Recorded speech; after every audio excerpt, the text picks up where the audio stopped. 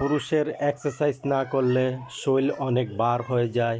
তাই আপনারা সবসময় পুরুষ যারা আছেন তারা সবাই এক্সারসাইজ করবেন, কেননা প্রচুর পরিমাণ শাক সবজি খাবেন, কিন্তু গরুর গোশত মাংস এগুলো একটু কম খাবেন। আর আপনার প্রচুর ছোলা বুট খাবেন সকালবেলা। আপনারা সবসময় এক্সারসাইজ করবেন, কেননা আপনার যদি পেট বাইরে যায় তাহলে আপনার ভালো লাগবে না।